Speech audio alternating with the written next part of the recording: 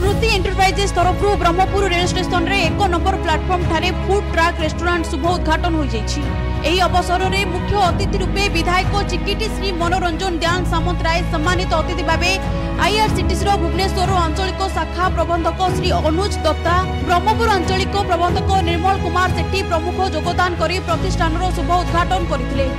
यह ब्रह्मपुर रे तृतीय रेस्टोरेंट होइतिबा बेले पूर्वरु कटक एवं भुवनेश्वर यह उपलब्ध रहिछि बोली प्रतिष्ठान रो समीर कुमार महापात्र एवं निरंजन महापात्र कहछथि।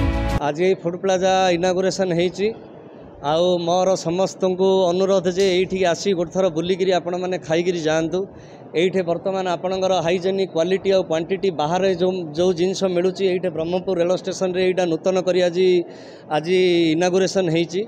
ये आपण मानक सब प्रकार जिनस भल जिनस आपन को हाइजेनिक क्वालिटी और क्वांटिटी ये मिल।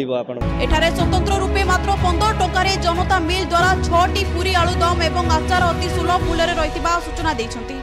अन्य मानक मध्य एही कार्यक्रम रे रेस्टोरेंट मैनेजर अनिकेत राणा, समीर बेहेरा, अनिल कुमार पाढ़ी, लोकनाथ परिड़ा, समाजसेवी पी धर्मा राव समेत बहु बंधु बांधव माने योगदान करथिले। निश्चित भाव में आज 1 नंबर प्लाटफॉर्म रे ब्रह्मपुर स्टेशन रे 1 नंबर प्लाटफॉर्म रे जो फूड ट्रक आज उद्घाटन होती ओपन होती जहाँ निश्चित भाव में जो पैसेंजर माने जो माने जीवे जे जो गंतव्य स्थल को जीवे से निश्चित भाव में खाद्य सुविधा जहाँकि रेलवे आईआरसीटीसी नियम अनुसार जहाँकि भल दर रेलवे दर लोके सुविधा पाइपर जेहेतु कि तल दिन में गोटे फूड ट्रक होता किंतु फूड कोर्ट तार कौन बंद होता पुनर्बार बर्तमान ओपन होती अत्यंत भल शुभ खबर आउ जनसाधारण जो माने पैसेंजर मानक निश्चित भाव में